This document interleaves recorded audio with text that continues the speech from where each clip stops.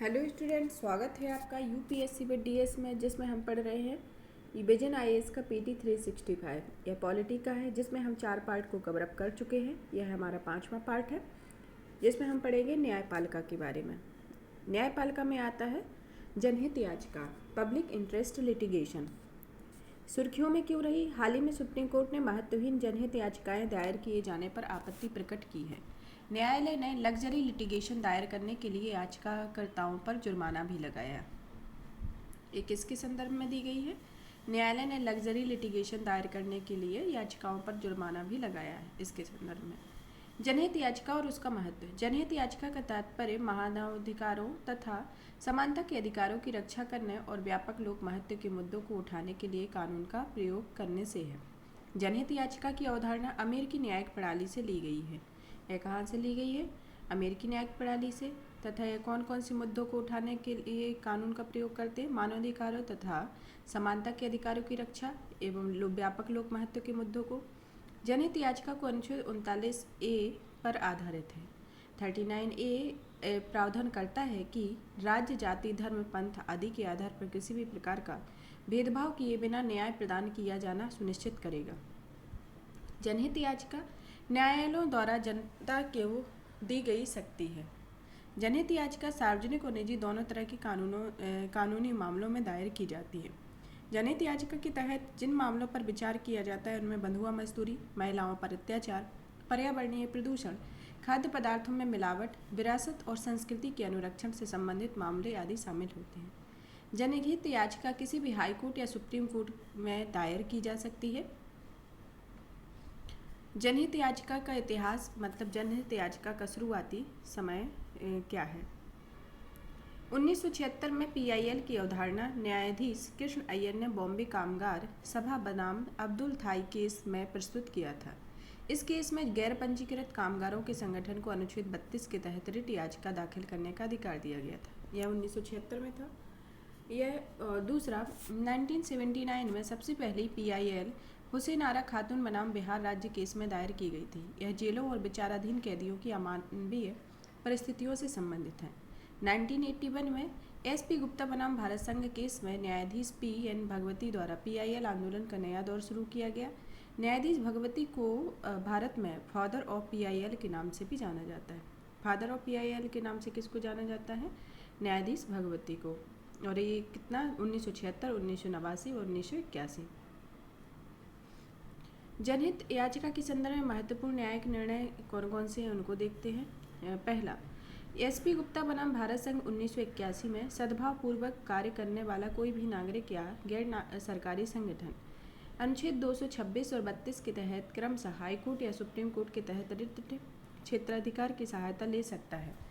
इसके माध्यम से ऐसे व्यक्तियों के कानूनी या संवैधानिक अधिकारों के उल्लंघन के विरुद्ध उपचार की मांग की जा सकती है, जो सामाजिक या आर्थिक या किसी अन्य अक्षमता के कारण न्यायालय नहीं जा सकते। और दूसरा वाद है एमसी मेहता बनाम भारत संघवाद 1987। गंगा जल प्रदूषण के खिलाफ प्रस्तुत की गई जनहित याचिका में सुप्रीम कोर्ट ने कहा है कि यद्यपि याचिकाकर्ता नदी तट का स्वामी नहीं है, फिर भी उसे कानूनी प्रावधानों को लागू कराने के लिए न्यायालय जाने का अधिकार है, क्योंकि उसका निजी हित गंगा नदी के जल का उपयोग करने वाले लोगों के जीवन की रक्षा करता है। ये दोनों न्यायिक अधिकार दिए गए, न्यायिक निर्णय दिए गए। इस संदर्भ में पीआईएल कौन दायर करता है? दायर कर सकता है, इसमें कौन कौन लोग शामिल हैं? भारत का कोई भी नागरिक। यह जरूरी नहीं है याचिकाकर्ता स्वयं पीड़ित हो। भारत का कोई भी व्यक्ति हो सकता है, लेकिन जरूरी नहीं कि याचिकाकर्ता जो याचिका दायर की जा रही है वह पीड़ित व्यक्ति के द्वारा ही की जाए। कोई भी संगठन, किंतु वह व्यक्तिगत एजेंडे को पूरा करने के लिए नहीं बल्कि जनता के हित में याचिका दायर कर सकता है। किसी भी संगठन में जो व्यक्तिगत स्तर पर नहीं होगा, लेकिन पब्लिक स्तर पर इसको किया जाएगा। यदि कोई मामला अत्यधिक लोक महत्व का है तो न्यायालय उस मामले के संबंध में स्वतः संज्ञान ले सकता है। साथ ही न्यायालय ऐसे मामलों के लिए वकील भी नियुक्त कर सकता है। ये तीन इसके आधार पर पीआईएल को दायर कर सकते हैं। अब आता है अधिकरण या ट्रिब्यूनल। ट्रिब्यूनल क्या होते हैं? हाल ही में सुप्रीम कोर्ट ने कहा है कि राष्ट्रीय हरित न्यायाधिकरण प्रादेशिक अधिकार क्षेत्र के मामले में हाईकोर्ट के अधीनस्थ है। यह निर्णय विशाखापट्टनम में रूसीकोंडा पहाड़ियों पर निर्माण कार्य को रोकने वाले एनजीटी के एक निर्णय के संबंध में दिया गया। यह हरित न्यायाधिकरण के द्वारा किया गया। यह कहाँ के निर्णय के लिए? विशाखापट्टनम में रूसी कोंडा पहाड़ियों पर निर्माण कार्य को रोकने के लिए। इसके साथ एनजीटी निम्नलिखित 7 कानूनों के तहत दीवानी सिविल मामलों की सुनवाई करता है। पहला, जल अधिनियम, जल प्रदूषण निवारण तथा नियंत्रण अधिनियम 1974 के तहत, जल प्रदूषण निवारण तथा नियंत्रण उपकर अधिनियम 1977, वन संरक्षण अधिनियम 1980, वायु प्रदूषण निवारण और नियंत्रण अधिनियम 1981, पर्यावरण संरक्षण अधिनियम 1986, लोक दायित्व बीमा अधिनियम 1991, जैव विविधता अधिनियम 2002। इन सब के अंतर्गत यह दीवानी मामलों की सुनवाई कर सकता है। एनजीटी से संबंधित तथ्य कौन कौन से हैं? किसी मामले में परस्पर विरोधी निर्णय की स्थिति में न्यायालय के निर्णय सांविधिक अधिकरण के निर्णय को पर प्रभावी होते हैं। इससे पहले एल चंद्र बनाम भारत संघ मामले में सुप्रीम कोर्ट ने फैसला सुनाया था। संविधान के अनुच्छेद 323A और 323B के तहत स्थापित अधिकरण के निर्णय हाई कोर्ट के रिट अधिकार क्षेत्र के अधीन आते हैं। अधिकरण और हाई कोर्ट के बीच मुख्य अंतर क्या है? इसमें इसकी विशेषताएं देखते हैं। अधिकरण का गठन किया गया था संसद के अधिनियम द्वारा अनुच्छेद 323A और 323B को जोड़कर 42वें संविधान संशोधन 1976 के माध्यम से किया गया। यह स्वर्ण से समिति की सिफारिश के आधार पर किया गया। हाई कोर्ट केवल भारत के संविधान द्वारा इसका गठन किया गया। इसका उद्देश्य, अधिकरण का उद्देश्य विशिष्ट मामलों पर विवादों और शिकायतों को हल करना है और हाई कोर्ट का उद्देश्य अपने अधिकार क्षेत्र में कानून और व्यवस्था की व्याख्या करना और उन्हें बनाए रखना तथा सिविल और आपराधिक मामलों का निर्णय देना। प्रक्रियात्मक अनुपालन CRPC जैसे विशिष्ट प्रक्रियाओं से बाध्य नहीं है, लेकिन प्राकृतिक न्याय के सिद्धांत द्वारा शासित है और यह प्रक्रियात्मक संहिताओं से बंधा हुआ है। इसमें सदस्य विशेष ज्ञान वाले न्यायिक और अन्य विशेषज्ञ होते हैं। इसमें केवल हाई कोर्ट में सिर्फ न्यायिक सदस्य होते हैं। शक्तियाँ, अधिकरण में क्या शक्तियाँ हैं? उन कानूनों तक ही सीमित है जिन्हें के तहत इन्हें गठित किया जाता है और हाई कोर्ट में निर्णय लेने से पहले सभी अधिनियमों कानूनों का उपयोग करने की शक्ति होती है। राष्ट्रीय हरित अधिकरण की स्थापना देखते हैं। स्थापना सरकार द्वारा अधिकरण, हरित अधिकरण अधिनियम 2010 के तहत। संरचना, अध्यक्ष भारत के मुख्य न्यायाधीश के परामर्श से केंद्र सरकार द्वारा नियुक्त होते हैं और कम से कम 10 और अधिकतम 20 न्यायिक सदस्य विशेषज्ञ सदस्य होते हैं। यह सांविधिक निकाय है। कार्यकाल, इनका कार्यकाल 5 वर्ष का होता है। ये पुनर्नियुक्ति के पात्र नहीं होते हैं। इनके कार्य क्या क्या है?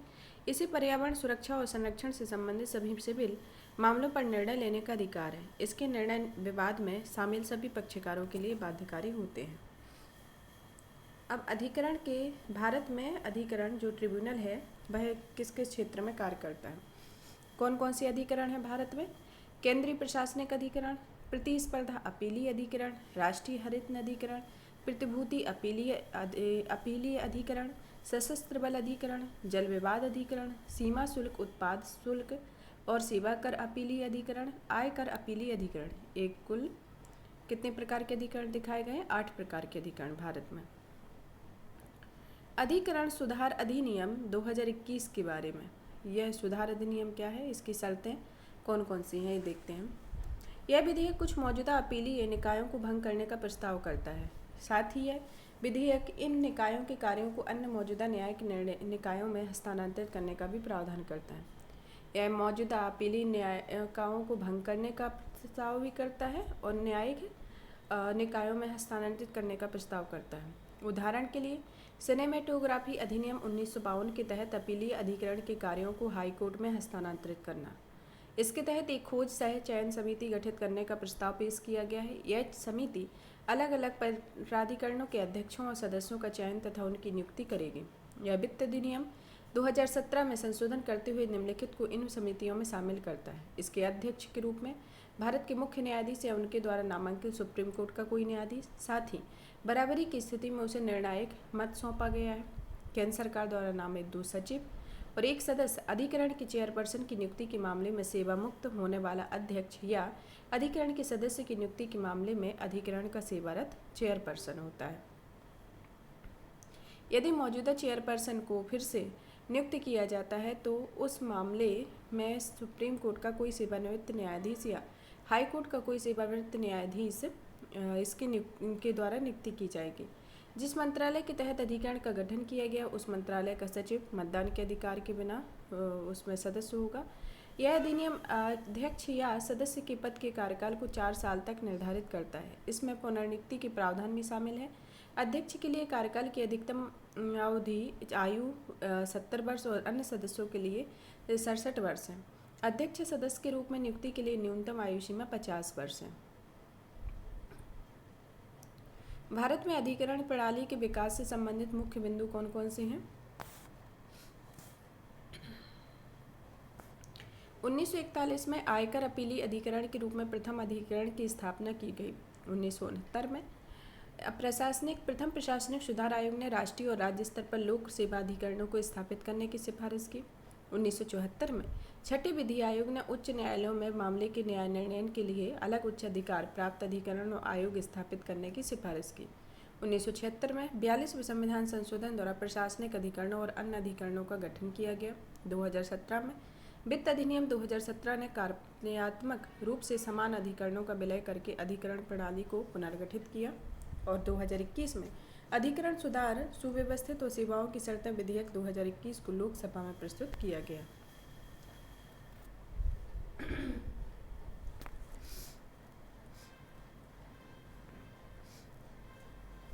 इससे संबंधित तथ्य क्या रहे हैं, इसको देखते हैं। अधिकरण के रूप में लोकसभा या विधानसभा का अध्यक्ष। लोकसभा या विधानसभा का कार्यालय विधायकों को अयोग्यता पर अपने निर्णय को लेकर विवाद में रहा है। सुप्रीम कोर्ट ने कहा है कि अध्यक्ष किसी न किसी राजनीतिक दल से संबंधित होता है। इसलिए सुप्रीम कोर्ट ने संसद से इस पर फिर से विचार करने के लिए कहा है कि क्या अयोग्यता से संबंधित याचिकाओं को अध्यक्ष को सौंपा जाना चाहिए। संसद को 10वीं अनुसूची के तहत होने वाले अयोग्यता से संबंधित विवादों को स्थायी अधिकरण के माध्यम से निपटाना चाहिए। इस संबंध में लोकसभा विधानसभाओं के अध्यक्ष की इन शक्तियों को ऐसे स्थायी अधिकरण में स्थानांतरित करने हेतु संविधान में संशोधन करने पर गंभीरता से विचार करना चाहिए। ये इससे संबंधित एक तथ्य है। अब आते हैं न्यायाधीशों की नियुक्ति के संबंध में, जो अभी मुद्दा ज़्यादा चर्चा में रहा है। सुर्खियों में क्यों? सुप्रीम कोर्ट में 2 वर्ष से अधिक समय के बाद न्यायाधीशों के सभी स्वीकृत 34 पद पर न्यायाधीश नियुक्त हो जाएंगे। सभी स्वीकृत 34 पदों पर न्यायाधीश नियुक्त हो जाएंगे। अन्य संबंधित तथ्य में वर्तमान में शीर्ष न्यायालय में कुल न्यायाधीशों की संख्या 32 है। सुप्रीम कोर्ट के लिए स्वीकृत न्यायाधीशों की संख्या 34 है। भारत के संविधान के अनुच्छेद 124(1) के अनुसार संसद कानून द्वारा सुप्रीम कोर्ट में न्यायाधीशों की संख्या का निर्धारित करती है। मतलब जो भारतीय संविधान के अनुच्छेद 124(1) के अनुसार संसद कानून द्वारा सुप्रीम कोर्ट में न्यायाधीशों की संख्या निर्धारित करती है। न्यायाधीशों की नियुक्ति कैसे होती है? भारत में मुख्य न्यायाधीश और सुप्रीम कोर्ट के अन्य न्यायाधीशों की नियुक्ति संविधान के अनुच्छेद 124(2) के तहत राष्ट्रपति द्वारा कॉलेजियम प्रणाली की मदद से की जाती है। कॉलेजियम प्रणाली क्या है? कॉलेजियम एक ऐसी प्रणाली है जहां एक समिति सुप्रीम कोर्ट और हाई कोर्ट में न्यायाधीशों की नियुक्ति और स्थानांतरण से संबंधित निर्णय लेती है। यह कॉलेजियम एक ऐसी प्रणाली है। सुप्रीम कोर्ट के वरिष्ठतम न्यायाधीश को कॉलेजियम को मुख्य न्यायाधीश का पद धारण करने के लिए उपयुक्त माना जाता है। निवर्तमान CJI द्वारा अगले CJI के नाम की सिफारिश की जाती है। जब इसकी नियुक्ति की जाती है तो जो प्रेजेंट में मुख्य न्यायाधीश हैं वो दूसरे न्यायाधीश की सिफारिश करते हैं। इस समिति में भारत के मुख्य न्यायाधीश, सुप्रीम कोर्ट के 4 वरिष्ठतम न्यायाधीश, जो भारत की कॉलेजियम प्रणाली है उसमें कौन कौन सदस्य शामिल होते हैं? भारत का मुख्य न्यायाधीश, सुप्रीम कोर्ट के 4 वरिष्ठतम न्यायाधीश और हाई कोर्ट के 3 सदस्य शामिल होते हैं। हाई कोर्ट कॉलेजियम का नेतृत्व वर्तमान मुख्य न्यायाधीश और उच्च न्यायालय के 2 अन्य वरिष्ठतम न्यायाधीश करते हैं। कॉलेजियम प्रणाली के संदर्भ में महत्वपूर्ण निर्णय कौन कौन से हैं? प्रथम न्यायाधीश बाद 1981 या SP गुप्ता मामला। सुप्रीम कोर्ट ने निर्णय दिया है कि राष्ट्रपति भारत के मुख्य न्यायाधीश द्वारा की गई सिफारिश को ठोस कारणों के आधार पर अस्वीकार कर सकता है। इस तरह इस मामले में कार्यपालिका को अधिक अधिकार प्राप्त हुए हैं। द्वितीय न्यायाधीश बाद 1993 सुप्रीम कोर्ट और एडवोकेट ऑन रिकॉर्ड एसोसिएशन बनाम भारत संघवाद में भारत के मुख्य न्यायाधीश को न्यायिक नियुक्ति को स्थानांतरण के मामले में केवल 2 वरिष्ठतम न्यायाधीशों से परामर्श करने की आवश्यकता है। तृतीय न्यायाधीश बाद 1998 में आया, जिसमें भारत के मुख्य न्यायाधीश को न्यायिक नियुक्तियों और स्थानांतरण के मामले अपनी राय बनाने के लिए सुप्रीम कोर्ट के 4 वरिष्ठतम न्यायाधीश से परामर्श करना चाहिए। कौन कौन सा पहला न्यायाधीश बाद था वो 1981 में SP गुप्ता मामला, दूसरा आया 1993 में और तीसरा 1998 में। जिला न्यायाधीश क्या होते हैं? वह जिले में सर्वोच्च न्यायिक प्राधिकारी होता है। वह सिविल और साथ ही आपराधिक दोनों मामलों में आरंभिक और अपीलीय क्षेत्राधिकार रखता है। हाईकोर्ट के परामर्श से राज्य के राज्यपाल द्वारा उसकी नियुक्ति और पदोन्नति की जाती है। योग्यताएं: पहले से ही केंद्र या राज्य सरकार की सेवा में नहीं होना चाहिए, 7 वर्ष का अधिवक्ता या वकील रहा हो और नियुक्ति के लिए हाईकोर्ट द्वारा सिफारिश की गई हो। ये जिला न्यायाधीश के संबंधित प्रावधान है। अब आते हैं कारागार, जेल या सुधार, प्रिजन रिफॉर्म के बारे में। हाल ही में राष्ट्रीय अपराध रिकॉर्ड ब्यूरो ने भारत में कारागार सांख्यिकी रिपोर्ट 2021 जारी की है। राष्ट्रीय अपराध रिकॉर्ड ब्यूरो के द्वारा भारत में कारागार सांख्यिकी रिपोर्ट 2021 जारी की है। कारागारों के बारे में अन्य संबंधित तथ्य: कारागार में रखे गए व्यक्ति को राज्य सूची का विषय है। यह किसका? राज्य सूची का विषय है। कारागारों का प्रशासन और प्रबंधन संबंधित राज्य सरकारों का उत्तरदायित्व होता है। एक कारागार अधिनियम 1894 और इससे संबंधित राज्य सरकारों की कारागार नियमावली द्वारा शासित होते हैं। गृह मंत्रालय कारागारों और वहां बंद कैदियों से संबंधित विविध समस्याओं पर राज्यों एवं केंद्र शासित प्रदेशों को नियमित मार्गदर्शन और सलाह प्रदान करते हैं।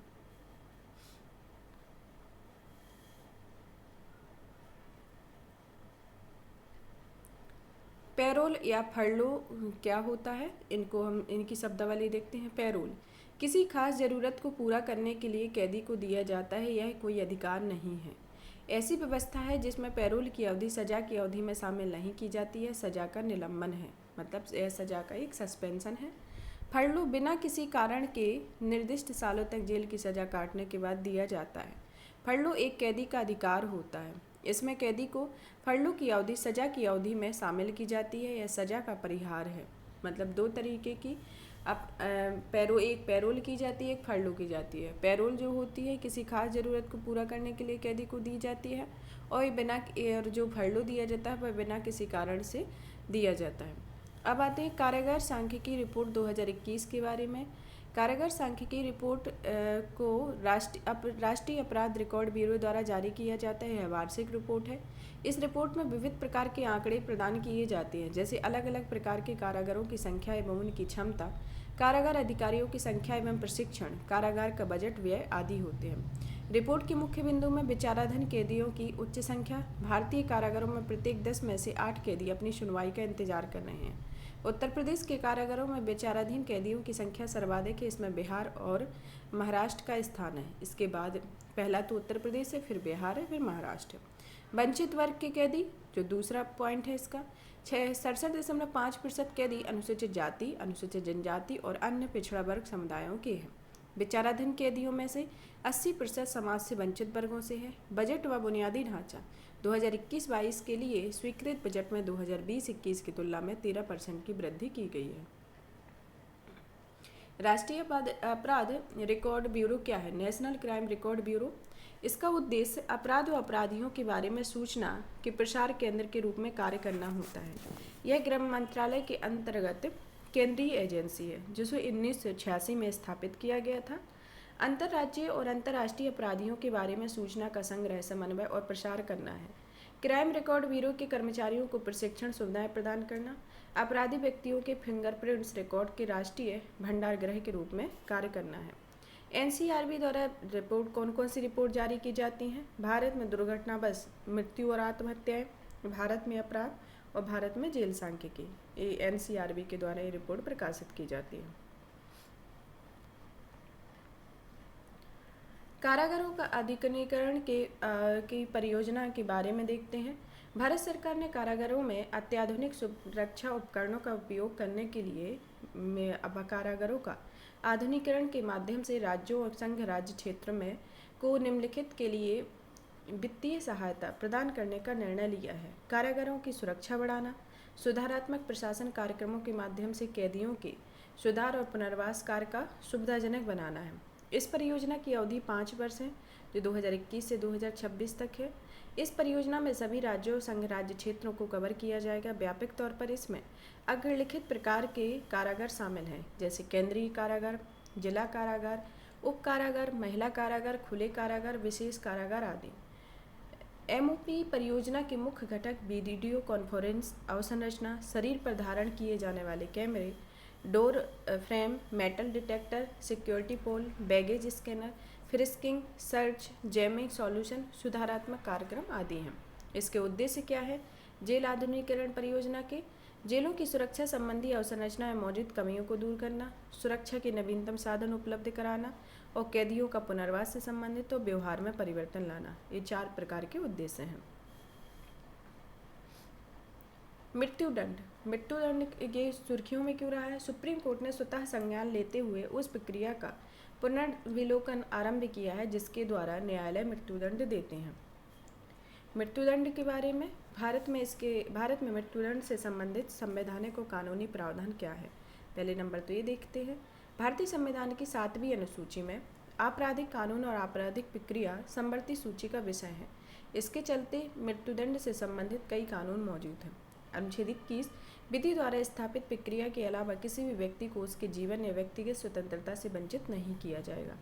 अनुच्छेद 72 या अनुच्छेद 161 में अनुच्छेद 72 राष्ट्रपति और अनुच्छेद 161 राज्यपाल की क्षमादान की शक्ति का उल्लेख करता है। भारतीय दंड संहिता 1860 यह संहिता भारत में मृत्युदंड के प्रावधानों को निर्धारित करती है। साथ ही इसमें उन अपराधों को सूचीबद्ध किया जाता है जिनके लिए मृत्युदंड दिया जाता है। इसके बारे में बात करता है। संवैधानिक प्रावधान कौन कौन से हैं? 7वीं अनुसूची के तहत और अनुच्छेद 21 और अनुच्छेद 72 राष्ट्रपति और 161 राज्यपाल के लिए और भारतीय दंड संहिता 1860। मृत्युदंड के बारे में जब किसी व्यक्ति को उचित कानूनी सुनवाई के बाद अपराध की सजा के रूप में मौत की सजा दी जाती है तो उसे मृत्युदंड कहा जाता है। अत्यंत प्राचीन काल से इसका उपयोग दंड के एक तरीके के रूप में किया जाता रहा है। भारत में मृत्युदंड और इसकी रूपरेखा को देखते हैं। भारत में उन चुनिंदा देशों में शामिल है जो अलग अलग कानूनों के तहत मृत्युदंड को बरकरार रखे हुए हैं। 2021 के अंत में 488 ऐसी कैदी थे जिन्हें मृत्युदंड की सजा सुनाई जा चुकी है। मृत्युदंड को बनाए रखते हुए और अधिक कानूनों को भी प्रस्तावित किया गया है। जैसे पंजाब और मध्य प्रदेश में जहरीली शराब पीने से होने वाली मृत्यु के लिए जहरीली शराब बेचने वाले व्यापारियों के लिए मृत्युदंड का प्रावधान किया गया। 1980 में बचन सिंह बनाम पंजाब राज्यवाद में सुप्रीम कोर्ट ने न्यायाधीशों के अंतर्निहित उचित प्रक्रिया सुरक्षा उपायों और इसकी प्रक्रिया के कारण मृत्युदंड की संवैधानिक वैधता को बरकरार रखा, जो न तो मनमानी है और न ही न्यायाधीशों को अत्यधिक विवेकाधिकार देती है। हालांकि इसने भविष्य के दंड देने वाले न्यायाधीशों के लिए आजीवन कारावास और मृत्यु के बीच निर्णय करते हुए एक रूपरेखा प्रदान की है। इसकी रूपरेखा मृत्युदंड से संबंधित अंतर्राष्ट्रीय कन्वेंशन कौन कौन से हैं?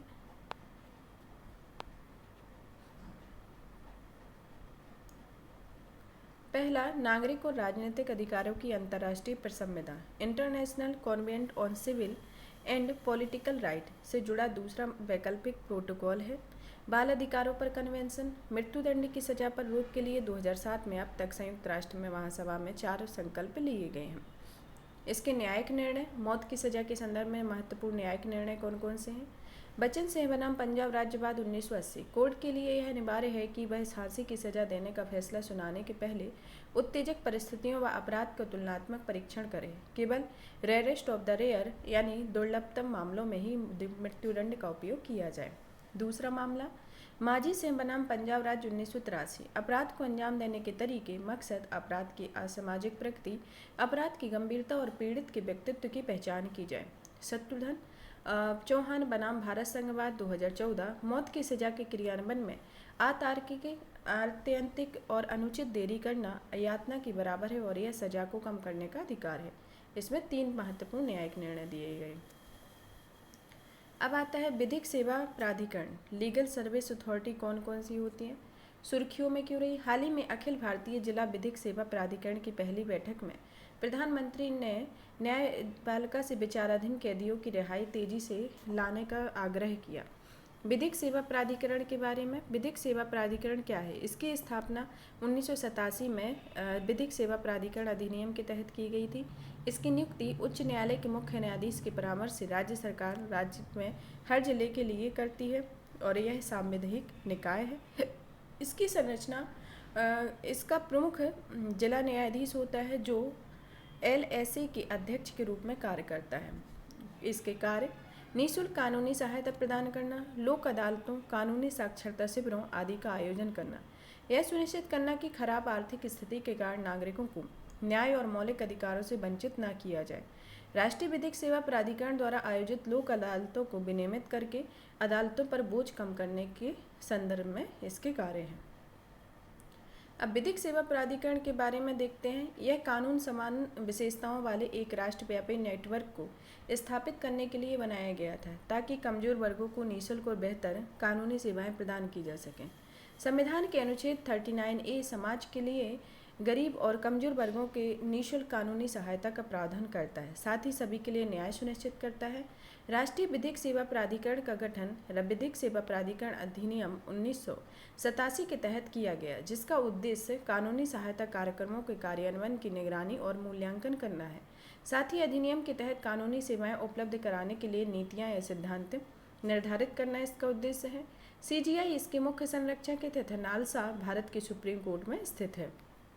अधिनियम के तहत राज्य और जिला कानूनी सेवा प्राधिकरण भी गठित किए गए हैं। निःशुल्क विधिक सेवा प्राधिकरण सेवा सहायता में उच्चतम न्यायालय विधिक सेवा समिति, उच्च न्यायालय विधिक सेवा समिति, राज्य विधिक सेवा प्राधिकरण, जिला विधिक सेवा प्राधिकरण और तालुका विधिक सेवा प्राधिकरण है। अब इसके अंतर्गत विचाराधीन कैदियों के से संवैधानिक प्रावधान कौन कौन से हैं? पहला तो अनुच्छेद 14 है।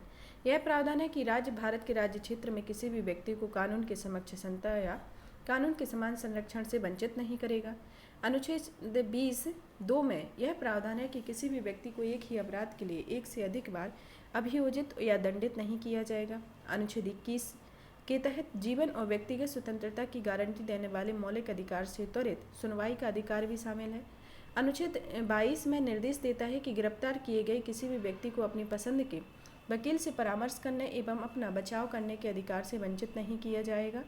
अनुच्छेद 32 और अनुच्छेद 226 घोषित करते हैं कि कोई भी अभियुक्त जिसे त्वरित सुनवाई के अधिकार से वंचित किया गया है, वह इस प्रकार के अधिकार को लागू करवाने के उद्देश्य से सुप्रीम कोर्ट या हाई कोर्ट जाने का हकदार है। अनुच्छेद 39 से समाज के गरीब और कमजोर वर्गों को निःशुल्क कानूनी सहायता प्रदान करता है एवं सभी के लिए न्याय सुनिश्चित करता है। विचाराधीन कैदियों के लिए कौन कौन सा आर्टिकल है? अनुच्छेद 14, अनुच्छेद 20 का सब क्लॉज 2, अनुच्छेद 21, अनुच्छेद 22, अनुच्छेद 32 और 226 और अनुच्छेद 39 से संविधान पीठ की कार्यवाही का सीधा प्रसारण। हाल ही में सुप्रीम कोर्ट ने पहली बार अपनी संविधान पीठ की सुनवाई का सीधा प्रसारण किया। यह सुप्रीम कोर्ट की कार्यवाही के सीधा प्रसारण के बारे में सुप्रीम कोर्ट की कार्यवाही का सीधा प्रसारण ई-कोर्ट परियोजना के तीसरे चरण का हिस्सा है। ई-कोर्ट परियोजना क्या है? ई-कोर्ट परियोजना न्यायपालिका में सूचना और संचार प्रौद्योगिकी के उपयोग को बढ़ावा देने की एक पहल है। 2018 में स्वप्निल त्रिपाठी बनाम सुप्रीम कोर्ट मामले में शीर्ष न्यायालय ने निर्णय दिया था कि अदालती कार्यवाही का सीधा प्रसारण संविधान के अनुच्छेद 21 के तहत न्याय तक पहुंच के अधिकार का हिस्सा है। न्यायालय की कार्यवाही का प्रकाशन संविधान के अनुच्छेद 129 का एक पहलू है। इस अनुच्छेद के अनुसार सुप्रीम कोर्ट एक अभिलेख न्यायालय है। वर्तमान में 6 हाई कोर्ट गुजरात, ओडिशा, कर्नाटक, झारखंड, पटना, मध्य प्रदेश अपने यूट्यूब चैनल के माध्यम से अदालती कार्यवाही का सीधा प्रसारण कर रहे हैं।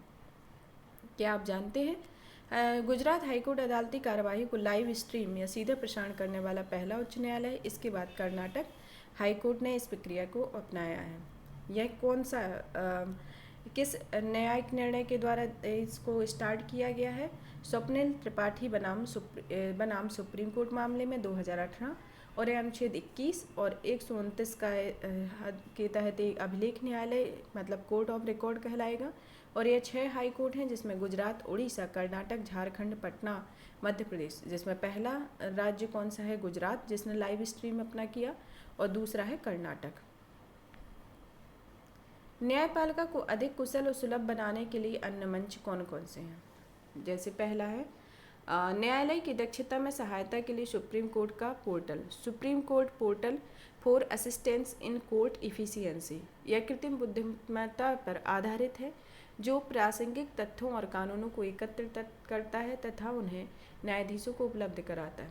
दूसरा है सुवास, SUVAAS। यह सुप्रीम कोर्ट के निर्णयों का स्थानीय भाषाओं में अनुवाद करने के लिए AI आधारित उपकरण है। तीसरा है फास्टर प्रणाली, इलेक्ट्रॉनिक रिकॉर्ड का तेज और सुरक्षित transmission, fast and secure transmission for electronic record. इसके चलते अदालत से मिली जमानत आदेशों की प्रमाणित हार्ड कॉपी तुरंत जेल में पहुंच जाएगी। अब जमानत मिलने के बाद विचाराधीन कैदियों को सलाखों के पीछे और अतिरिक्त दिनों का इंतजार नहीं करना पड़ेगा। फास्ट ट्रैक स्पेशल कोर्ट्स का गठन केंद्र प्रायोजित योजना के तहत किया गया। ये बलात्कार के साथ साथ लैंगिक अपराधों से बालकों का संरक्षण अधिनियम से संबंधित मामलों की सुनवाई करते हैं। ई कोर्ट परियोजना के तहत 4 पहलें की गई हैं। इसमें 4 तो जो डिजिटल तरीके से बनाने के लिए 4 पहले हैं। एक तो सुपेस जो supreme court portal of assistant in court efficiency, दूसरा है सुवास, तीसरा है जो AI आधारित है फास्टर प्रणाली, फिर चौथी है फास्ट ट्रैक स्पेशल कोर्ट। अब ई कोर्ट परियोजना के तहत शुरू की गई 4 पहले हैं। पहला virtual justice mobile app 2.0 digital court और S3 व S website. Virtual justice clock यह न्यायालय से जुड़े महत्वपूर्ण आंकड़ों को प्रदर्शित करती है। इन आंकड़ों में दायर किए गए, निपटाए गए और लंबित मामलों से विवरण शामिल है।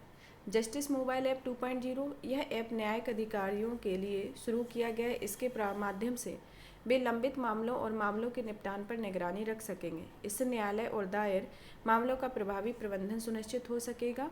डिजिटल कोड इस पहल के तहत न्यायाधीशों को अदालत में रिकॉर्ड डिजिटल रूप से उपलब्ध कराए जाएंगे। इससे न्यायिक कार्रवाइयों को कागज रहित बनाने में मदद मिलेगी।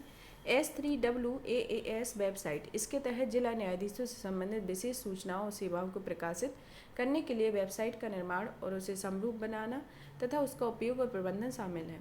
इससे संबंधित तथ्य क्या क्या है? बंद कमरे की सुनवाई, in camera proceeding. Supreme court ने बलात्कार के मामले में बंद कमरे की सुनवाई करने की संबंधित याचिका को खारिज कर दिया है। खुली अदालती सुनवाई के विपरीत बंद कमरे में सुनवाई गोपनीय तरीके से की जाती है। इस प्रकार की सुनवाई संवेदनशील मामलों में न्यायालय के विवेक के अनुसार की जाती है। इसके माध्यम से वाद में शामिल पक्षकार की सुरक्षा और निजता की सुरक्षा की जाती है। ऐसी सुनवाई वीडियो कॉन्फ्रेंसिंग के माध्यम से या बंद कमरे में की जाती है। जनता और प्रेस को इस प्रकार की सुनवाइयों से दूर रखा जाता है। ऐसी सुनवाइयाँ न्यायिक अलगाव, नपुंसकता जैसे वैवाहिक विवादों के मामले में पारिवारिक अदालतों में की जाती हैं। इसके अतिरिक्त आतंकवादी गतिविधियों के गवाहों की गवाही के दौरान न्यायालय के विवेकानुसार उनकी रक्षा करने और राष्ट्रीय सुरक्षा को बनाए रखने के लिए भी की जाती है। बंद कमरे की कार्रवाई के बारे में प्रावधान है कि क्या क्या होती है, किस माध्यम से की जाती है। दूसरा है पूर्ण न्यायालय बैठक, फुल कोर्ट मीटिंग। भारत के नए मुख्य न्यायाधीश ने पूर्ण न्यायालय की एक बैठक बुलाई है। पूर्ण न्यायालय की बैठक से तात्पर्य ऐसी बैठक से है जिसमें न्यायालय के सभी न्यायाधीश भाग लेते हैं। हालांकि इसके आयोजन को लेकर कोई लिखित नियम नहीं है। न्यायालयीय परंपरा के अनुसार न्यायपालिका के महत्वपूर्ण मुद्दों पर चर्चा करने के लिए भारत के मुख्य न्यायाधीश द्वारा पूर्ण न्यायालय की बैठकें बुलाई जाती हैं। इस प्रकार की बैठकों का उपयोग देश की कानूनी व्यवस्था के समक्ष विद्यमान समस्याओं से निपटने और न्यायालय के प्रशासनिक व्यवहार में कोई भी संशोधन करने के लिए एक साझा समाधान पर पहुंचने हेतु किया जाता है। अब आता है लैंग्वेज इन हायर जुडिशरी। इसमें लैंग्वेज के संदर्भ में संविधान के अनुच्छेद 348(1) के अनुसार जब तक कि संसद विधि द्वारा अन्यथा उपबंध न करे तब तक सुप्रीम कोर्ट और प्रत्येक हाई कोर्ट में सभी कार्रवाइयाँ अंग्रेजी भाषा में संपन्न होगी। संसद द्वारा अभी तक इस संबंध में कोई कानून नहीं बनाया गया है। 348(2) के अनुसार किसी राज्य का राज्यपाल राष्ट्रपति की पूर्व सहमति से उस राज्य के हाईकोर्ट की कार्रवाइयों के लिए हिंदी या उस राज्य के शासन संबंधी उद्देश्यों के लिए प्रयोग होने वाली किसी अन्य भाषा के प्रयोग की अनुमति देता है। हालांकि हाईकोर्ट द्वारा पारित निर्णय, डिक्री या आदेश अंग्रेजी भाषा में होंगे। यह भाषा से संदर्भित है। अब आता है अन्य महत्वपूर्ण सुर्खियाँ जो चर्चा में रहीं।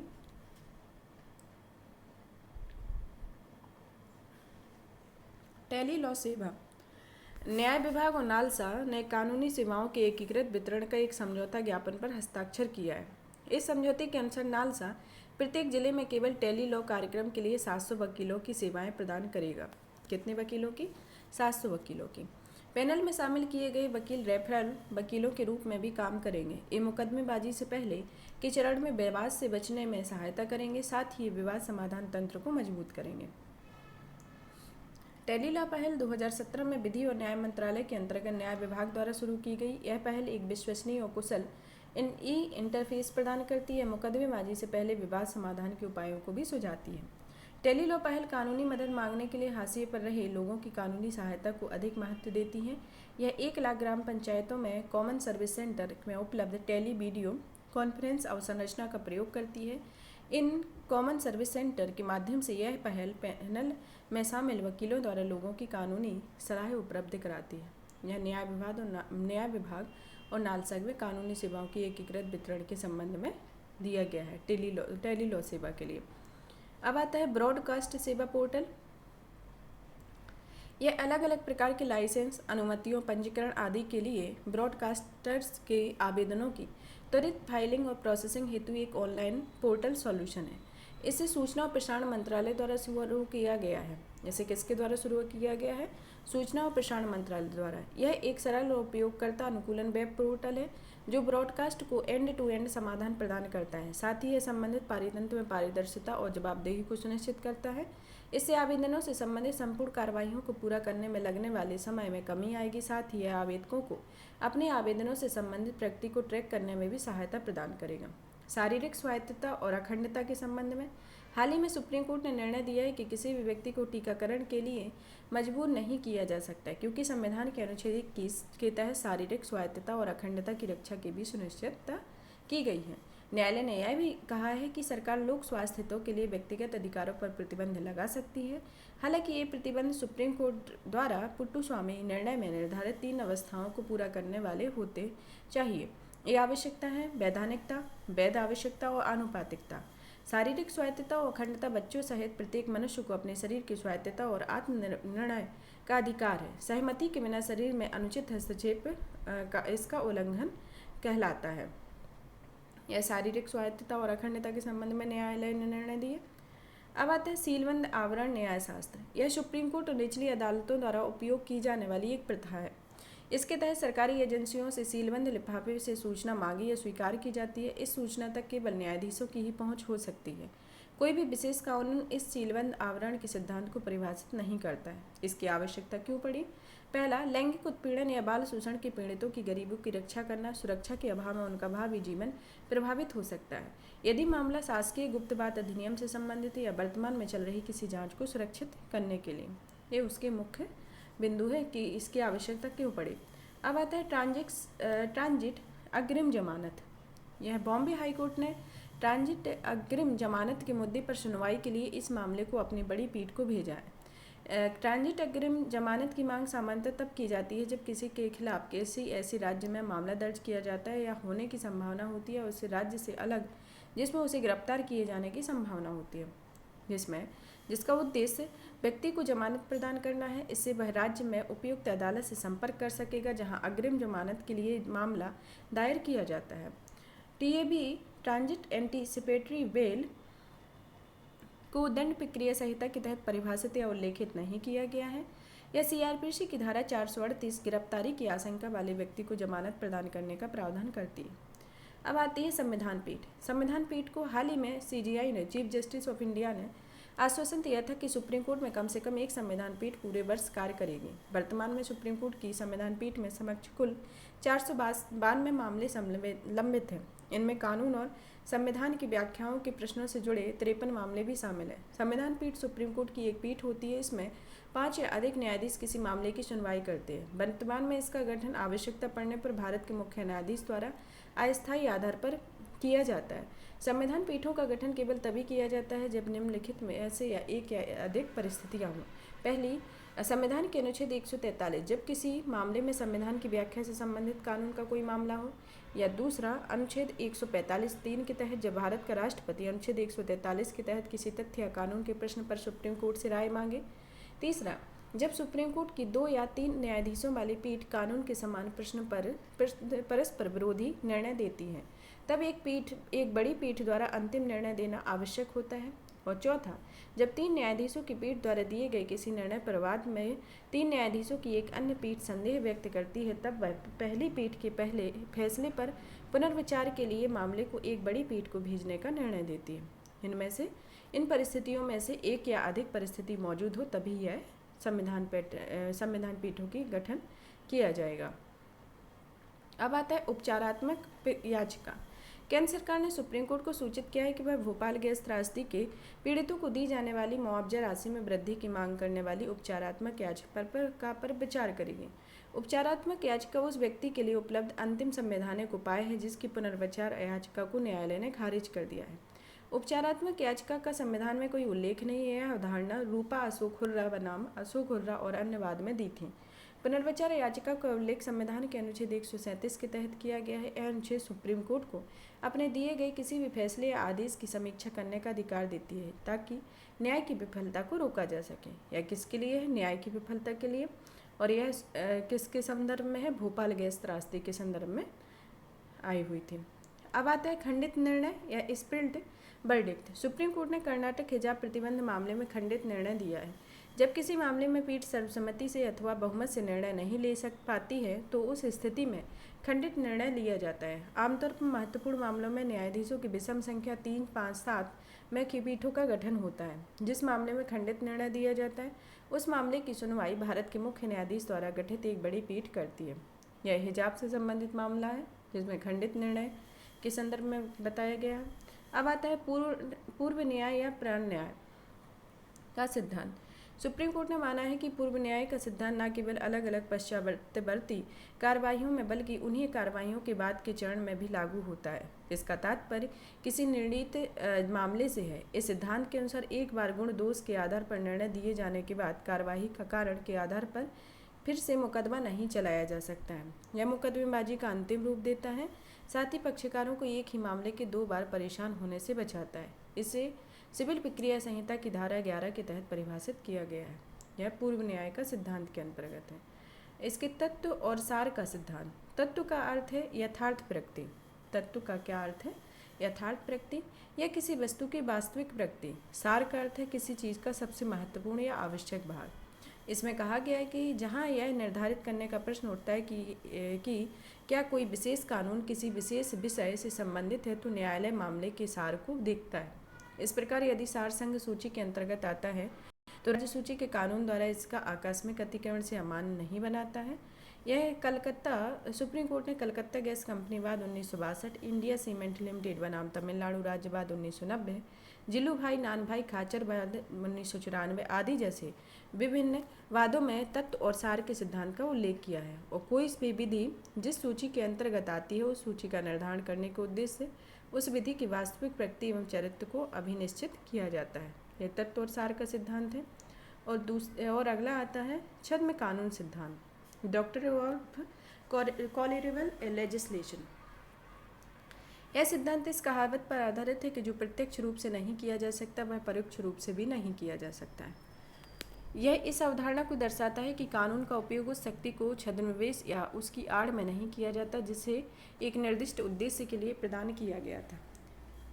इसे किसी अन्य उद्देश्य के लिए उपयोग किया जाता है तो यह अन्यथा मान्य नहीं होगा। यह शक्ति पृथक्करण के सिद्धांत पर निर्मित किया गया है। यह भारतीय कानून के किसी भी गैर न्यायच्छित या कपटपूर्ण उपयोग से बचने हेतु संवैधानिक प्रावधानों की व्याख्या करने के संबंध में सुप्रीम कोर्ट द्वारा निर्मित या लागू किया गया है। बालाजी बनाम मैसूर राज्यवाद में सुप्रीम कोर्ट ने कहा है कि पिछड़े वर्गों के छात्रों के लिए 68% सीटें आरक्षित करने का आदेश अनुच्छेद 15(4) के तहत प्रावधान की आड़ में अनुच्छेद 14 का उल्लंघन करता है। अब आता है भारत का विधि आयोग। भारत के विधि आयोग की क्या संरचना है? पहले नंबर देखते हैं इसका। यह एक गैर संवैधानिक निकाय है।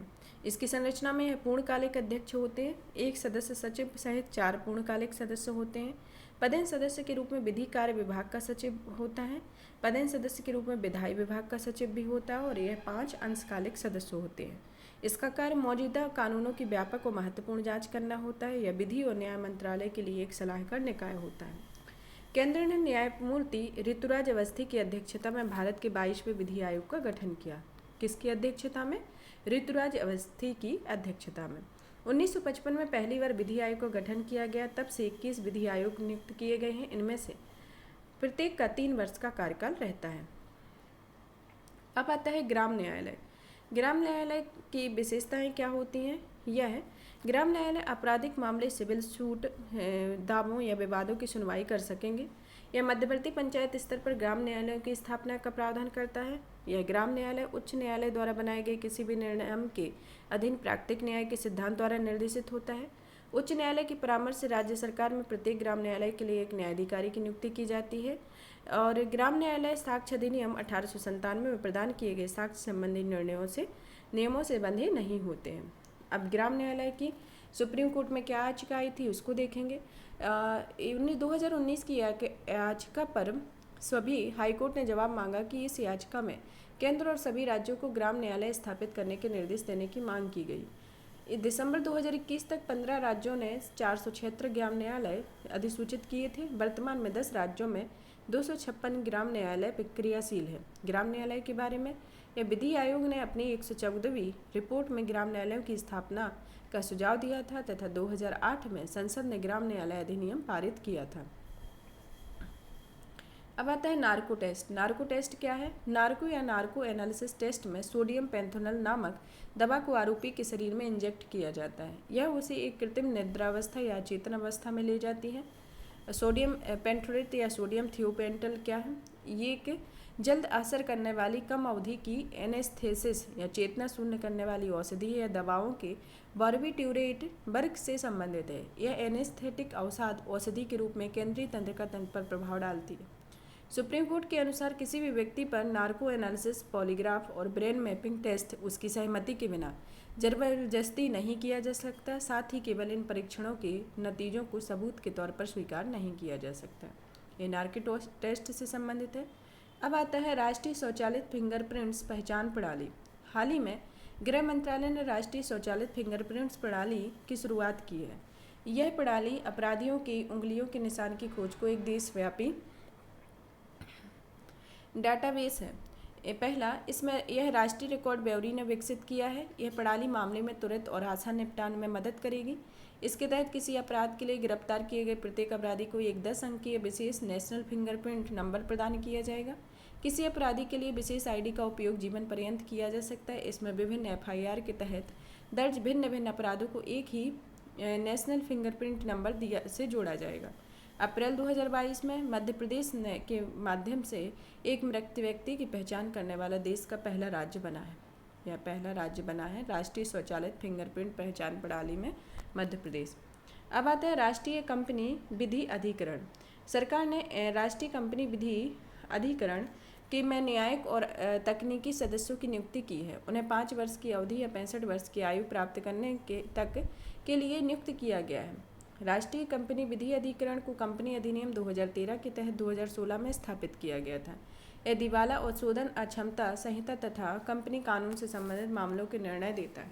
नई दिल्ली में इसकी मुख्य पीठ है और इसकी कुल 28 पीठ है। अब आता है क्राइम मल्टी एजेंसी सेंटर। कई राज्यों और केंद्र शासित प्रदेशों ने CRI crime multi agency centre पर एक भी अलर्ट अपलोड नहीं किया है। यह 2020 में गृह मंत्रालय द्वारा लॉन्च किया गया था। अलग अलग कानून प्रवर्तन एजेंसियों के साथ अपराध और अपराधियों के बारे में 24/7 जानकारी साझा करता है। उनके बीच सूचना के निर्बाध प्रवाह को भी सुनिश्चित करता है। राष्ट्रीय अपराध रिकॉर्ड ब्यूरो संचालित करता है कि इसका उद्देश्य देश भर में अपराध की घटनाओं का शीघ्र पता करना और उनकी रोकथाम करने में मदद करना है। हमने इसके न्यायपालिका के टॉपिक को पूरा कंप्लीट किया है। अब हम इसका नेक्स्ट पार्ट में पढ़ेंगे। और भी इसी तरीके की वीडियो को देखने के लिए चैनल को लाइक करें, सब्सक्राइब करें, शेयर करें। धन्यवाद।